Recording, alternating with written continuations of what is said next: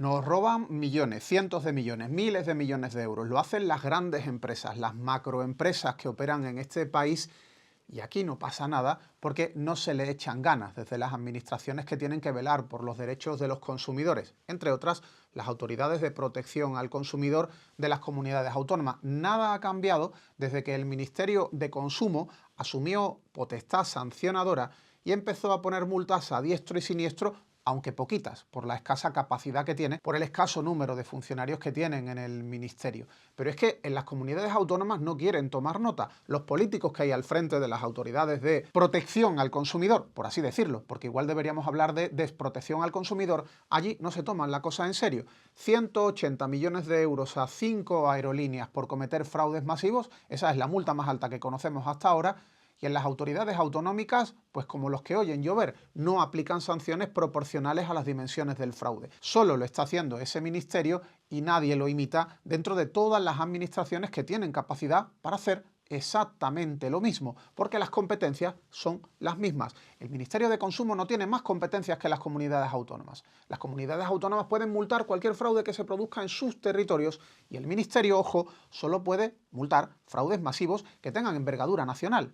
Bueno, pues no cambian las cosas, no hay voluntad política para de verdad proteger a los consumidores y no hay tampoco capacidad por número de inspectores. No puede ser que un banco tenga un número de abogados infinitamente superior al número de inspectores que tiene el Ministerio de Consumo o al que tiene cualquier autoridad autonómica de protección al consumidor o al que tiene la suma de todas las comunidades autónomas y del Ministerio de Consumo en lo que se refiere al control del fraude. Sin cuerpos inspectores, poco control vamos a tener. Y sin políticos al frente de las administraciones queriendo de verdad proteger al consumidor, poca protección vamos a tener los ciudadanos. Se está permitiendo, se está dejando hacer y a veces las cosas claras. A veces se deja que una empresa cometa un fraude porque es una empresa del territorio, una empresa a la que hay que permitir que cree empleo, que crezca, que ayude a que la economía de la comunidad florezca y por lo tanto hay que perdonarle algunas cosas. Hay que perdonarle que nos robe, hay que perdonarle que nos engañe, que haga publicidad engañosa, que incumpla sus obligaciones contractuales,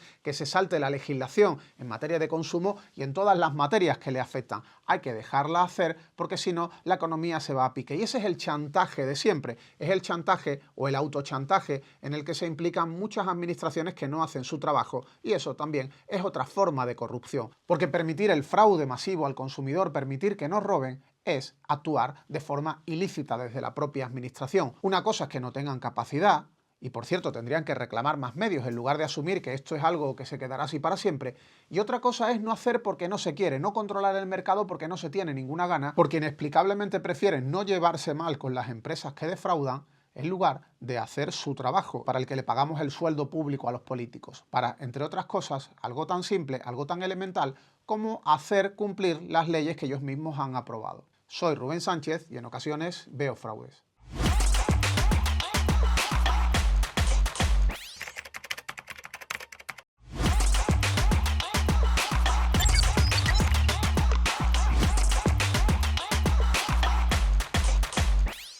En ocasiones veo fraudes, el podcast de Facua con Rubén Sánchez.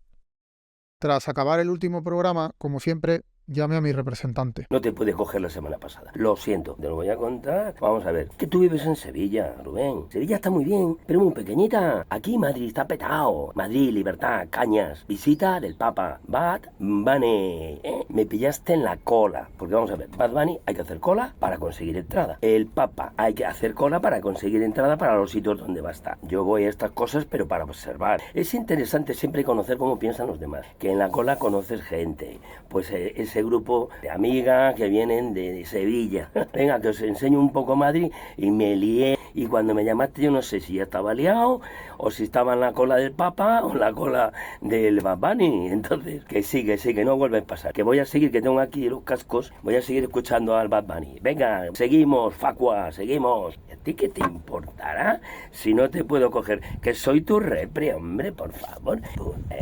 Ay. Hola, ¿qué tal estáis? Comenzamos como siempre con 3 temas de actualidad. La Autoridad de Competencia y Mercados de Reino Unido ha abierto una investigación a Ryanair por imponer el pago de una tasa adicional de 8 libras a los padres que quieran sentarse junto a sus hijos, a los que tengan ese capricho. También para aquellos que tengan alguna discapacidad. y necesiten estar sentados al lado del acompañante. Esta gente no tiene ningún escrúpulo a la hora de buscar cómo sacar algunas perras de más. Cabe recordar que en España el Ministerio de Consumo ya ha multado a la aerolínea irlandesa con casi 108 millones de euros precisamente por cometer una serie de prácticas ilícitas, entre las que se incluye esta. El conjunto de prácticas que ha multado el Ministerio de Consumo han sido principalmente el famoso recargo por viajar con equipaje de mano, fruto de las denuncias de Facua, y por otro lado, el sobrecoste sobre el precio del billete por la reserva de asientos contiguos en el caso de menores y personas dependientes, el caso que nos ocupa, que ahora se está investigando en Reino Unido, y por otro lado, cobrar una cantidad desproporcionada a los pasajeros por imprimir el billete en la terminal cuando no lo tienen consigo, entre otras, porque hay más irregularidades multadas. Pero además, y esto es muy importante, la multa, la resolución sancionadora, incluye también la prohibición expresa de continuar con dichas prácticas. Es decir, no se trata de pagar una cantidad por haber cometido la práctica ilícita y luego volver a cometerla, que ya llegará otra multa. No, hay una orden expresa de paralizar la práctica, de paralizar todas las prácticas irregulares que detectó el Ministerio de Consumo. Evidentemente, Ryanair y el resto de aerolíneas que incurren en ella no la han paralizado todavía porque han recurrido la multa en los tribunales, pero en cuanto esto sea firme, será el fin de fraudes como este. La reacción a la multa en España por parte de Ryanair fue insultar al ministro de Consumo.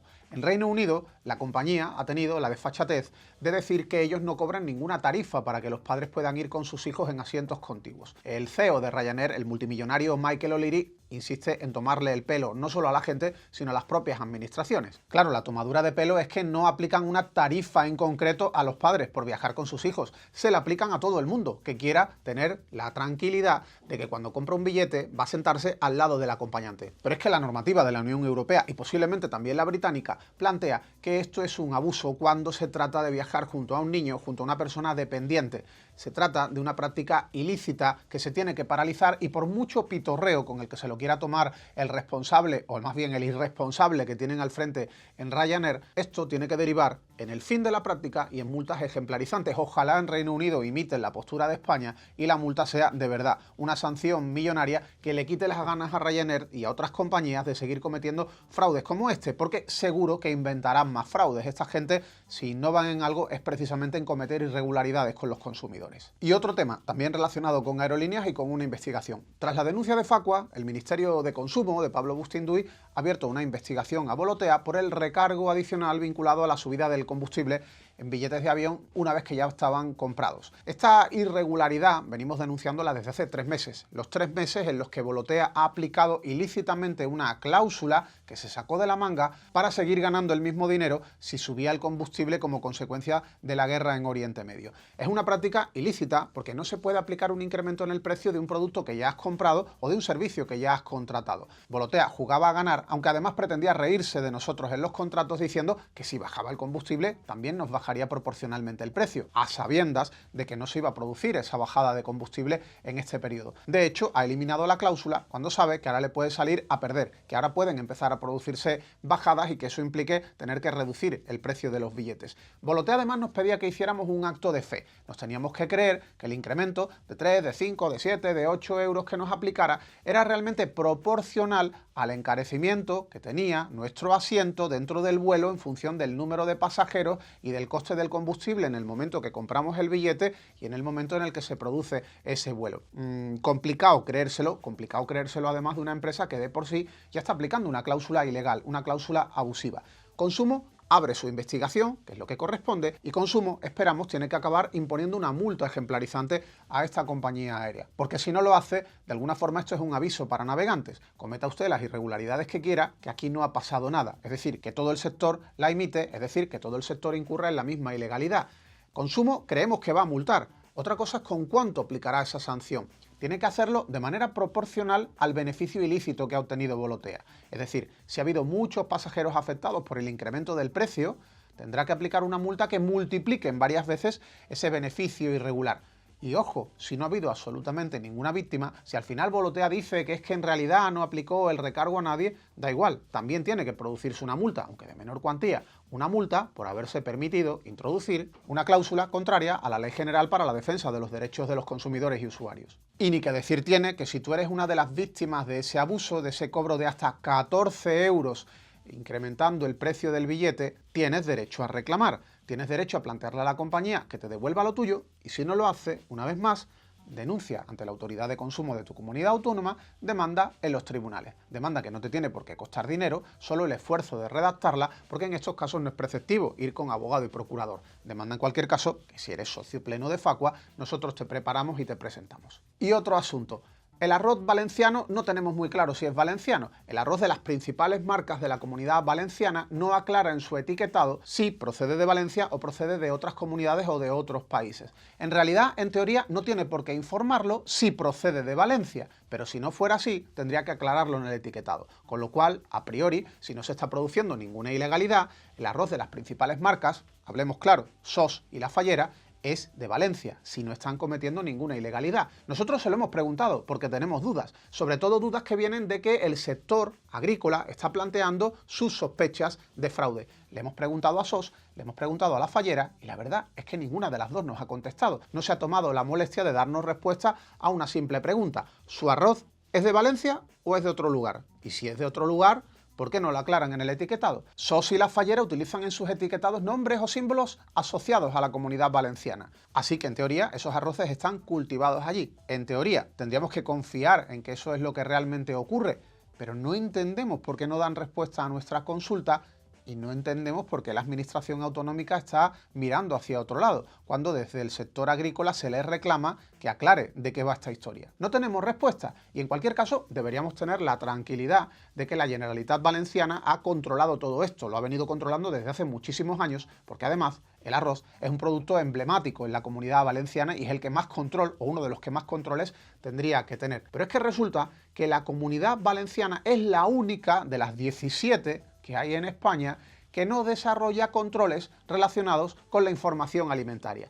Es la única y por lo tanto los consumidores de la Comunidad Valenciana y los consumidores del resto de España vamos a ciegas. No tenemos claro si se está cumpliendo la normativa, no ya en el arroz, sino en otros productos de esa comunidad autónoma. No entendemos de qué va esta historia. El propio ministro de Consumo, Pablo Bustinduy, ya ha salido públicamente a apoyar el mensaje de los agricultores y a reclamar, evidentemente, no solo transparencia a las marcas, sino sobre todo controles a la propia administración autonómica que no está haciendo su trabajo, algo a lo que nos tienen un tanto acostumbrados ya desde hace bastantes años en esa comunidad. Y a continuación vuelve David Ávila con su sección Terror en el supermercado.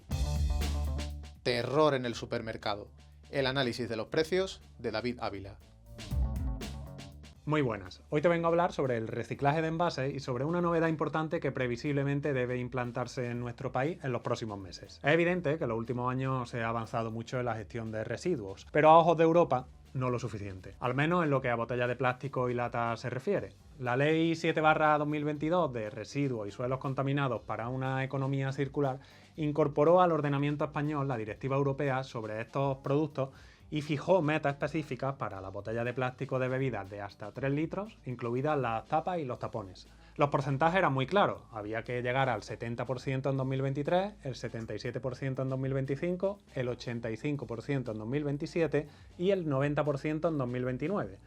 Esta ley establecía que si no se cumplía el objetivo de 2023, habría que implantar un sistema de depósito, devolución y retorno a escala nacional para esos tipos de envases. Y España, lamentablemente, se ha quedado muy lejos de ese 70% que tenía que cumplir en 2023. Pero vayamos por partes. ¿Qué es exactamente un sistema de depósito, de devolución y retorno? Pues se trata de un mecanismo con el que se pretende fomentar el reciclaje, que consiste en que el consumidor, al comprar algún producto en botella de plástico o lata, paga un importe adicional que se recupera si devuelve el envase vacío al establecimiento. Para ello se suelen instalar en los supermercados unas máquinas que son un híbrido entre un contenedor y una máquina expendedora, donde se introducen los envases y a cambio te devuelven ese importe adicional que pagaste al comprarlo. Vamos, este sistema está ya implantado en la mayoría de países europeos, así que tranquilidad que España no va a ser pionera de nada, que ya me veo yo el aluvión de críticas en este sentido. Cualquiera que haya entrado en un supermercado en países como Reino Unido, Bélgica o Alemania ha podido ver y hacer uso de este tipo de maquinitas. Por lo tanto,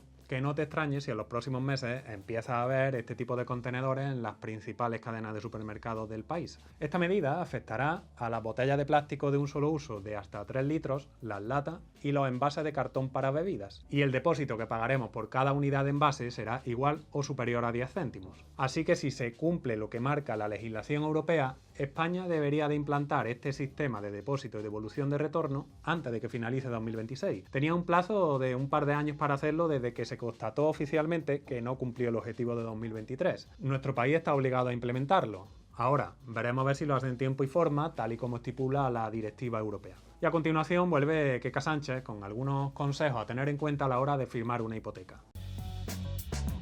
Te ayudamos. El asesoramiento de Queca Sánchez. Bienvenidos y bienvenidas una semana más a Te Ayudamos, la sección en la que te damos consejos prácticos para empoderarte como consumidor. ¿Estás pensando en firmar tu primera hipoteca? Entonces hay algo importante que debes saber antes de dar este paso. Y uno de los temas que más dudas genera tiene que ver con los seguros que suelen ofrecer o incluso exigir los bancos. Es habitual que la entidad te diga, si contratas este seguro con nosotros, te aplicamos unos intereses más bajos. Y claro, en ese momento tan importante como la compra de una vivienda, esa oferta puede parecer muy atractiva. Pero la verdad es que conviene mirar un poco más allá del descuento inicial. Hay un punto clave que muchas personas desconocen. El único seguro que el banco puede exigir obligatoriamente es el seguro de daños de la vivienda hipotecada. Es decir, el seguro que cubre daños como incendios, inundaciones u otros riesgos que pueden afectar al inmueble. El resto de seguros, como el de vida, protección de pagos u otros productos vinculados, son opcionales. El banco puede ofrecerlos o bonificarte el tipo de interés si los contratas, pero no puede obligarte a aceptarlos para concederte la hipoteca. Y aquí viene otra cuestión importante. Aunque el banco te proponga una aseguradora concreta, tienes derecho a contratar ese seguro con cualquier compañía que elijas, siempre que la póliza tenga coberturas equivalentes. Y además, el banco no puede cobrarte por revisar esa póliza, tampoco puede empeorar las condiciones de tu préstamo por elegir otra aseguradora, ni poner obstáculos injustificados a esa elección. Antes de decidir, compara precios, revisa coberturas y piensa en la relación que quieres mantener con el banco durante los próximos años. Porque una hipoteca dura mucho tiempo y además algunos seguros pueden acabar suponiendo un gasto muy elevado. Por último, recuerda que toda esta información debe aparecer en la documentación precontractual que te entregue el banco, especialmente en la FIPRE y en la FEIM. Debes recibir estos documentos con al menos 10 días de antelación a la firma, porque cuando se trata de una hipoteca, una de las decisiones económicas más importantes de nuestra vida, la información no es un detalle. Es la mejor herramienta para decidir con tranquilidad y evitar sorpresas en el futuro. Y si tienes dudas y necesitas asesoramiento jurídico, en Facua te ayudamos. Si eres socio, puedes acceder desde tu área privada y si quieres asociarte, puedes llamarnos al 688-954-954. No olvides seguirnos en redes sociales, compartir este contenido con quien creas que les puede servir y sugerirnos temas para futuros podcasts. Gracias por escucharnos y hasta la próxima. A continuación vuelve Rubén Sánchez para contarte algo que te puede pasar a ti. Te puede pasar a ti.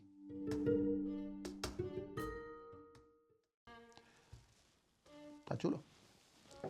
Ojo a esta historia sobre un socio de Facua que fue víctima de phishing y su banco pasó olímpicamente de resolver el problema, ya que algo parecido también te puede pasar a ti o a alguien cercano. La Audiencia Provincial de Málaga ha ratificado una sentencia del Juzgado de Primera Instancia número 22 de Málaga que condenaba al BBVA a reembolsar a un socio de Facua los 5.811 euros que le fueron sustraídos de su cuenta fraudulentamente, además del pago de los intereses legales y las costas del procedimiento judicial. Esta historia comienza cuando Iván, un vecino de Málaga, pasó unos días en Madrid en el mes de diciembre de 2022. Durante ese viaje entró en la app del BBVA para mirar el saldo de su cuenta y se encontró con 3 cargos de los que él no tenía ni la más remota idea. En concreto, uno de 2.830 euros, otro de 1.681 y un tercero de 1.300 euros realizados en distintos establecimientos. La típica compra que haces cuando sales a dar un paseo. Supuestamente habían sido autorizados a través de Google Pay, pero él no los había autorizado. Obviamente todo esto había sido fruto de un fraude. Un estafador había accedido ilícitamente a sus datos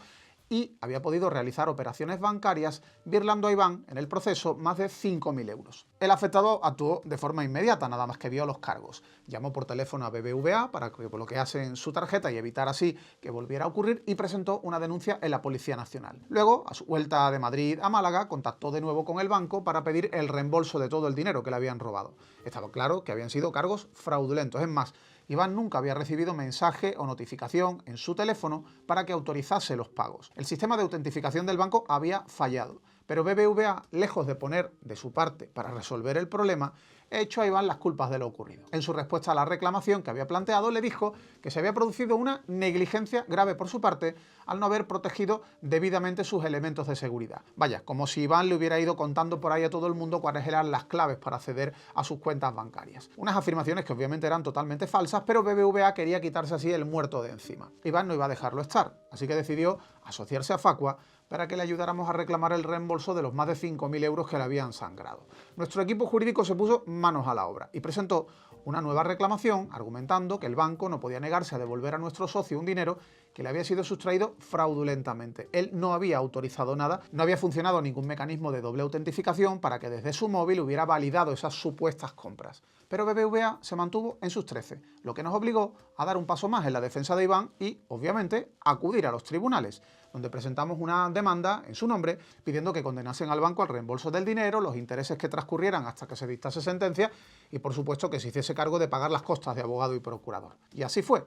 El juzgado de primera instancia número 22 de Málaga condenó al BBVA a reembolsar los 5.811 euros que habían cobrado a Iván, además del pago de los intereses desde la primera reclamación extrajudicial y las costas. Pero BBVA, una vez más, intentó librarse e interpuso un recurso de apelación ante la Audiencia Provincial de Málaga. Pero nada, no se ha librado. Y es que la Audiencia Provincial ha ratificado la condena que impuso inicialmente el juzgado de primera instancia. La sentencia señala que jamás quedó acreditado que Iván cometiese negligencia alguna, por lo que BBVA no podía negarse al reembolso del dinero. Además, confirmaba los argumentos que ya habíamos dado nosotros en nuestra reclamación y en la primera demanda. La normativa de servicios de pago recoge que cuando se produce una operación sin autorización, el banco está obligado a devolver el importe de dichas operaciones. Y ahora sí, BBVA aceptó lo que era inevitable desde el principio, lo que podría haber asumido desde primera hora sin que hubiera tenido luego que pagar intereses y, por supuesto, las costas de abogado y procurador. El banco ya ha pagado. Sí, ser socio de Facua sirve para resolver problemas como este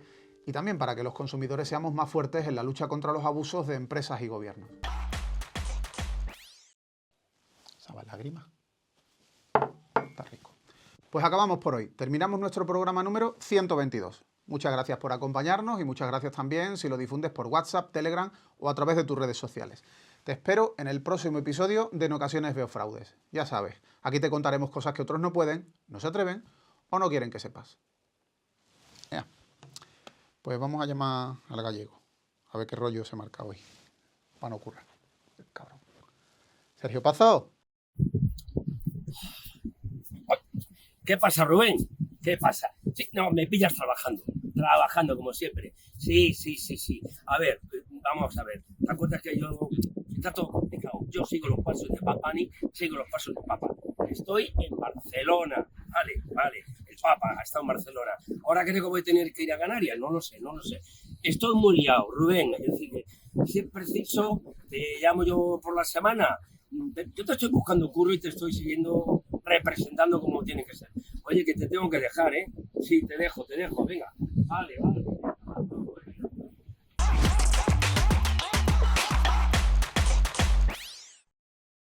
En ocasiones veo fraudes, el podcast de Facua con Rubén Sánchez.